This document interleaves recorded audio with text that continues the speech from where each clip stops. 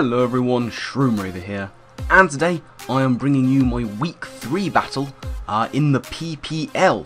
Now, we got off to a fairly good start to the season, 2 wins from our first 2 games, which was fantastic. One really close games, some really fantastic battles happening already. Now, Week 3, I was due to take on Nick, Mighty Mamoswine, and the Orlando City Cobalions. Now, he has the rain. He has the rain team, which is a scary thing. The thing with rain teams is people do have a tendency to think, oh, you know, it's just a one-trick pony kind of team. It has to have rain. Now, that is not a true thing, because Nick's team, it's not to be taken lightly inside of or outside of rain. All his things can function really well outside of rain as well. You know, he's got things like Mamoswine, which doesn't need rain, Amoongus, which is a premier wall in or out of rain. He's got the Thunderous, which has been doing nasties outside of rain for ages. Scizor is a threat wherever you use it. You know, Toxicroak doesn't need the rain to hit hard offensively. And Kabutops, things like that, can have Swift Swim or can be defensive with or without the rain, as I say. So, this is not a battle I was taking lightly. I did assume he was going to bring the rain, and so what I had to do was plan a team that could work inside of rain, that could counteract the rain, and hit hard whether it was up or not. So this was a battle I had to prepare for really, really carefully. So, let's get into the team that I brought, see why I brought them. First up on that list, going left to right across the bottom of the screen, I did decide to bring Gyarados. This is fully physically defensive, with Waterfall, Earthquake, Thunderwave and Toxic. And, you know, this has several functions. First off, it's got the Intimidate. It's there really to take hits from Scizor. You know, I figured he would probably bring Banded Scizor. That seems to be the way to go. Gyarados can take its dual stabs, it can take a superpower. Knockoff isn't doing a huge amount, especially after an item has already been knocked off.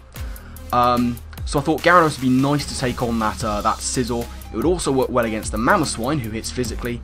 And I put Toxic on really to deal with the Politoed, because that thing can be nasty and bulky, can take hits, hit off Scalds, get burns. Not something I was a big fan of. Rocking the Thunderwave mainly because I can take a hit from Kingdra and get the paralysis so that its Swift Swimming isn't as much of a problem as it would have been. Secondly, I decided to go with Meloetta and give Meloetta its debut in the PPL. Now, I had all kinds of issues getting a Meloetta. None of my Gen 1s were working. It's a very difficult Pokemon to gen in to use in battle. Donphanatic had a go. Unfortunately, wasn't having any of it with trading over to my files, so I wasn't going to be able to use them. Troy, the Trojan Horsey, he had a go. Unfortunately, his internet was playing up and wasn't able to get the genning right. And then, you know, I was getting worried, so I was sort of having contingency plans and tweeting out, "Can anyone gen me a Pokemon?" And it came to about an hour before my battle, and literally, like at the 11th hour, from nowhere, Chaos in the Sky, my man, came through with my Meloetta, and you know, massive shout out to him. You know, before then we hadn't really spoken, we didn't really know of each other. He didn't have to do that, but he did. He really came through, so massive thanks to Chaos in the Sky for getting me my Meloetta. The set I was using was an Assault Vest set, as Meloetta does so well. Bulky Assault Vest, max HP. I think I put 164 into Special Defense and 92 into Special Attack with a modest nature. Rocking Hyper Voice, Psyshock, Charge Beam, and Dazzling Gleam. And Meloetta can eat up special hits. It doesn't really fear the Kingdra, doesn't really fear the Thunderous, and can 2-hit KO both of them with the moves it's got and the investment it's got. So Meloetta I thought would actually be a fairly big player in this game. Third up, I went with Zapdos, and this is a very special Zapdos. Once again, a difficult one to gen, given the moves it had. Shout out to Donphanatic for getting that one done for me. This is a max HP, max speed Zapdos, with the timid nature, rocking out with Thunderbolt, Defog, and Agility and Baton Pass. Now, I needed Defog on there, and I'll come on to the reasons for that later. Agility Baton Pass my plan of action here was to pass a +2 speed into Gallade, and ideally get some kind of sweep going. It would counteract the Swift Swimmers, it would outspeed every Swift Swimmer he had, and that was the plan, you know. Get in there with Gallade, get some speed, and get some boosts, and really hit very hard. Gallade, of course, the 4th member. I did bring my Mega-Gallade back. Once again, same old set that I've been using for a while, that jolly nature. Close combat, close combat, Psycho Cut, Knockoff, and Swords Dance. Because at +2, with a jolly nature, Mega-Gallade can one-hit KO Nick's entire squad, even if they are all max HP, max defense, positive nature, which is just insane amounts of power. That was my plan. There were things I had to counteract before I could carry that out, but that was the overarching theme of my team. Get Gallade in, get massive damage on everything. 5th member of the team was Whimsicott, and once again, this was a very special little Whimsicott. Timid, max special attack, max speed with the Focus Sash, and I was running Moonblast, Giga Drain, Hidden Power Fire, and Sunny Day. Whimsicott was a backup Sun Sweeper to counteract the rain. I also had the Sash Hidden Power Fire in case I needed to sacrifice it to take out the Scizor. It was important that I did take out the Scizor, among other things, and once again, when I go over Nick's team, I'll explain why that was so important. But Whimsicott could put in a decent amount of work against most of Nick's squad, if the situation arose. Final member was Registeel. I went with a fully specially defensive set, rocking Iron Head, Ice Punch, Thunder Wave, and Stealth Rock with the safety goggles. This was to deal with Amoonguss. Amoonguss is a problem. It's got the Regenerator, it's got big old bulk, but with the safety goggles and that specially defensive nature, it can, in theory, one-on-one the Amoonguss if I need it to.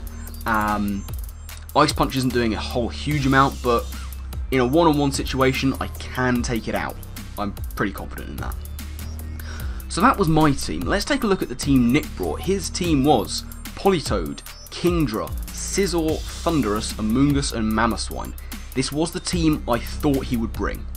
And, you know, Nick's team, not only does it have rain backing it up, he has a monumental amount of priority. He has 5 offensive priority users, as well as Prankster Thundurus.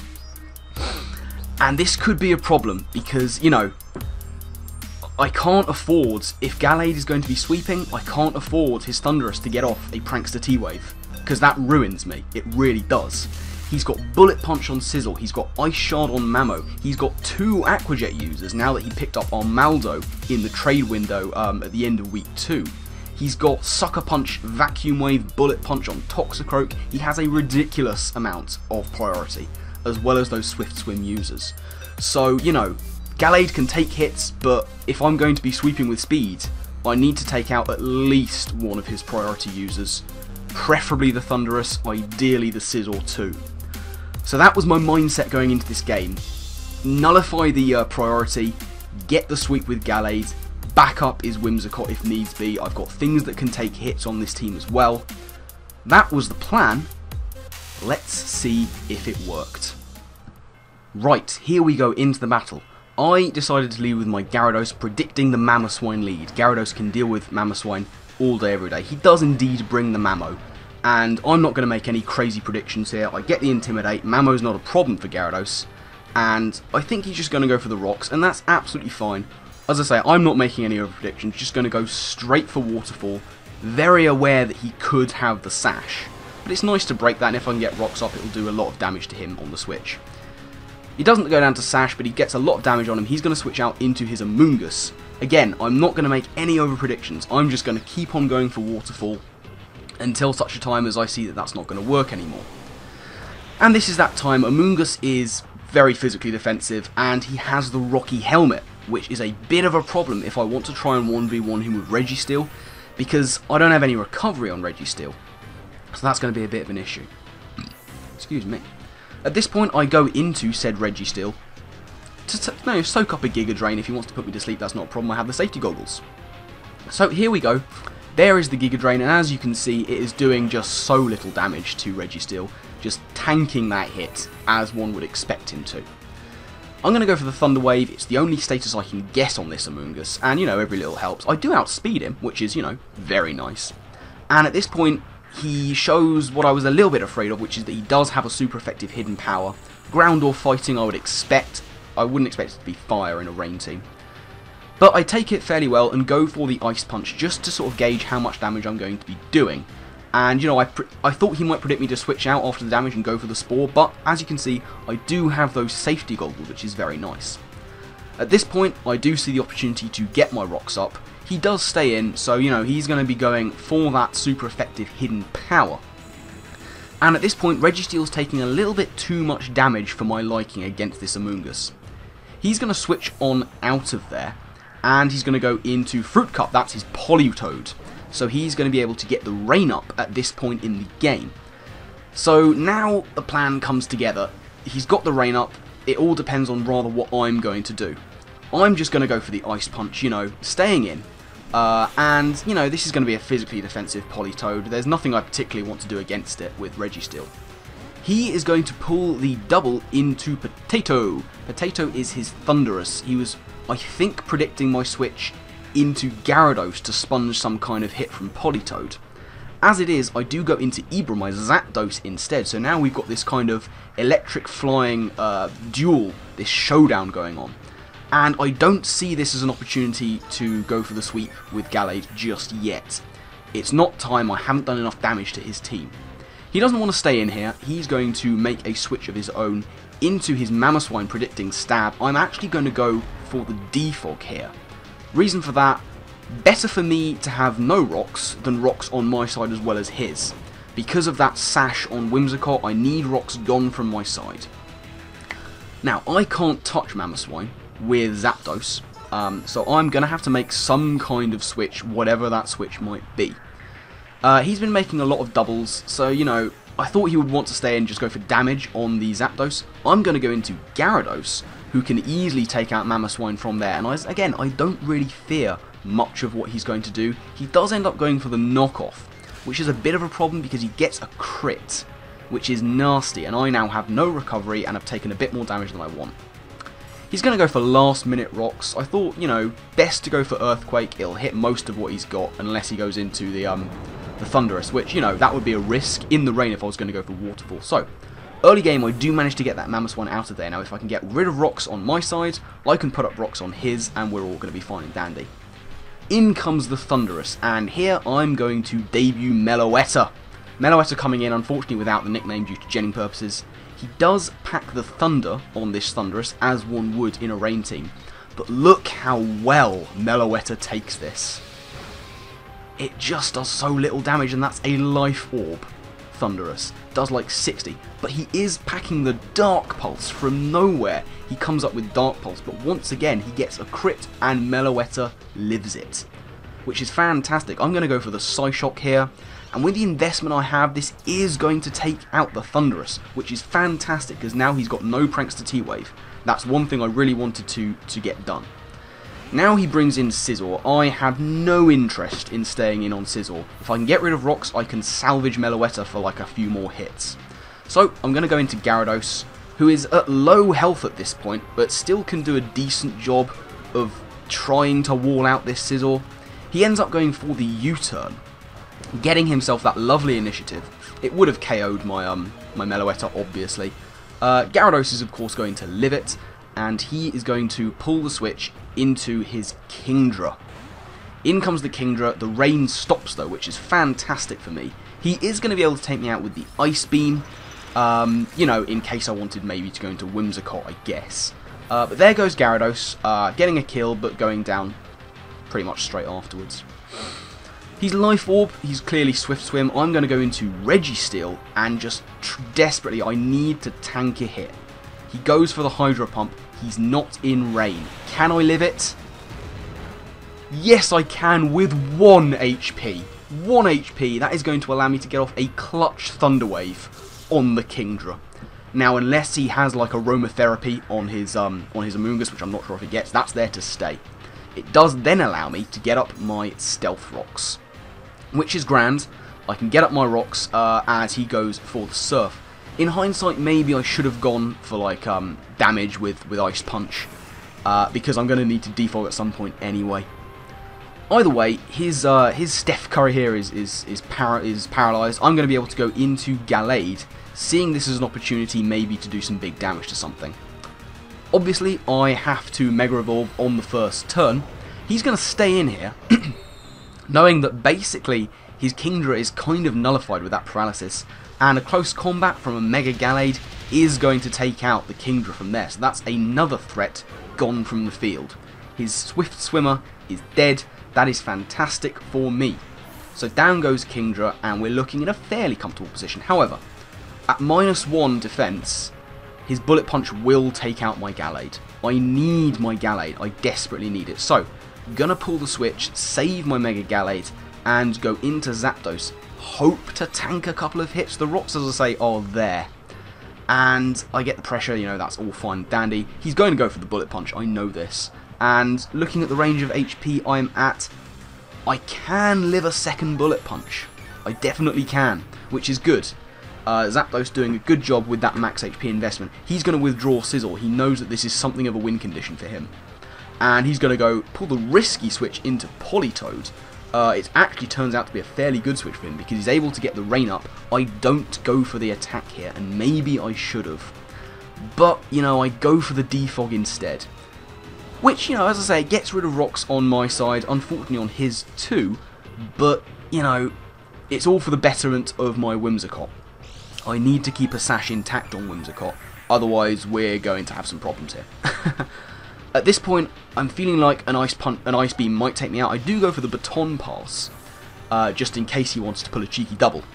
And I go into my Meloetta, kind of to sack it, as he goes for the Ice Beam, which I live amazingly, but I get frozen, which is unfortunate. In the grand scheme of things, maybe it wouldn't have mattered. We can argue till the cows come home as to whether I could get damage on this, and then subsequent plays might have been different. But he's obviously going to be able to take out Meloetta. Even Meloetta won't be able to live on 3 HP from a non-invested Politoed. At this point, I go balls to the wall. I go into Mega-Gallade and go for the Swords Dance, praying he doesn't go for the Scalding at the burn, because we both know I can't take him out from this range, but he goes for the Endeavour from nowhere. And that's fantastic because it means I can just straight up one-shot this Politoed at +2. We both knew that I couldn't take him out at neutral, so he was going to get the Endeavour as I go for big damage. Thankfully I came through with the Swords Dance. But once again, we're in this position where I'm at -1 and I can't take a Bullet Punch from this Sizzle, but I'm running out of things to switch into it. I need Whimsicott. I absolutely do. So what I have to do instead is go into my Zapdos and kind of hope for minimum rolls or maybe an overprediction on his part. He doesn't. He's just going to go for the Bullet Punch. And, you know, I get my leftovers back and I'm thinking, is there a chance? Is there a chance that I can live this hit and get off some damage with Thunderbolt? No. Unfortunately not. Zapdos is going to go down. Now we're in a bit of a pickle. I don't need the baton passing thing, but all I have is Whimsicott and Gallade.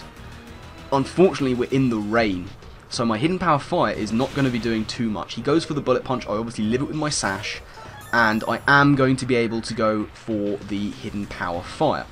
It's going to do a decent chunk of damage, you know? A fairly decent chunk. And he's obviously then going to be able to take me out next turn with the following Bullet Punch. And now we get to the end game. I have Mega-Gallade. Nick has Scizor at half health and a paralysed Amoonguss. And this is where the game ends. Because I go for close combat. We both know I need to be at -1 for him to take me out. And I just go for the close combat as he switches into his Amoonguss. And that is where I lose the game. Because now I'm at -1. Rocky Helmet damage. His Bullet Punch is easily going to be able to take me out at this point. Gallade putting up a brave fight. I am going to go for the Psycho Cut, looking to take down this Amoonguss. You know, take as many of them with you as you can, you know. And he's going to go for the Giga Drain. It's not going to do a whole huge amount. It's certainly not going to get him enough back. And at this point, I kind of just hedge my bets. I go for the close combat if for some crazy reason he decides to bring in his Sizzle. He's obviously not going to. He knows what he needs to do to win this game. Amoonguss is going to go down. I'm going to take Rocky Helmet damage, but obviously at this point, it's game over. His Scizor can come in and just bullet punch for the win. And here it is. Here's the Scizor. He's obviously going to go for the bullet punch, and you know that will take out Gallade. Gallade goes down, and unfortunately, we pick up our first loss of the season. So that was the game. Another really close run thing, and that end of the game, the end game there with Gallade versus Scizor and Amoonguss, it haunted me. It haunted me for days afterwards. It honestly did. You know, after my first battle with Alex, Wanty Bayonet, he told me that he had trouble sleeping after it because of what happened in the end game. And I fully understand where it was coming from now, because exactly the same thing happened to me. It was haunting me. It was playing on my mind so much that I could have won it if I'd have just made the prediction. And, you know, I tried to rationalise it afterwards by thinking if I'd have gone for close combat and he'd stayed in, I would have won. But if I'd have gone for Psycho Cut predicting the switch out and he stayed in, I would have lost 2-0 instead of 1-0. And you know, you try and rationalise these things to make excuses for why I didn't do what I should have done. But that's just the way it goes sometimes. I made a misplay and it really cost me. And as I said, I can talk about how maybe that freeze mattered, I would have got damage on the Politoed, I wouldn't have had to go for a close combat, I wouldn't have been at -1, etc, etc. But at the end of the day, that's how things played out. I thought I was doing what I needed to do to win. Nick outplayed me at the end, you know. He made the switch that he had to do to win, and I didn't take advantage of it. I didn't see it coming. I didn't play as I should have. And unfortunately, it's cost me the third game of the season, a very close 1-0. It doesn't do a huge amount to my my KO ratio, and it does at the end of week 3 still leave me in third place on the table. So, you know, it's not over. It's absolutely not over. We can still come back from this. It's just one loss. It's still week 3. There are 8 games to go. And, you know, I still have faith in this team. I absolutely do. But yes, great game, Nick, Mighty Mamoswine. Really well played by him. He knew what he was doing. He knew what he had to do to win. Unfortunately, that is going to be his last game of the PPL. He's had to leave. He wants to spend more time sort of focusing on his GBA involvements, which is fine, and I wish him all the luck in the world with it, and all his future endeavours. We will be looking to find someone to replace him and take over his team, obviously. But that is going to be it from this battle. Next week, we face off against Jack, the Donphanatic, and Tottenham Hotspur, with his obscenely bulky team. Cressalia's there, he recently drafted in Aromatisse, he's got an Empoleon, and other things as well. So we're going to have a work cut out week 4, but it's going to be a must-win game, actually for both of us. Donphanatic has won 1 game out of 3, I've won 2. Neither of us want to lose this game. It's going to be an absolute cracker, so definitely stay tuned for that. Links will be down in the description for Mighty Mamoswine, and indeed the PPL. You want to keep up with all things PPL, do make sure to check out the YouTube channel and the Twitter. All the links you will need, as I say, will be in the description. But that is it from this week's game. Thank you very much for watching, I do hope you've enjoyed. Keep supporting Parasect Germain, we are still going for the top. But I guess with that, until next time, laters.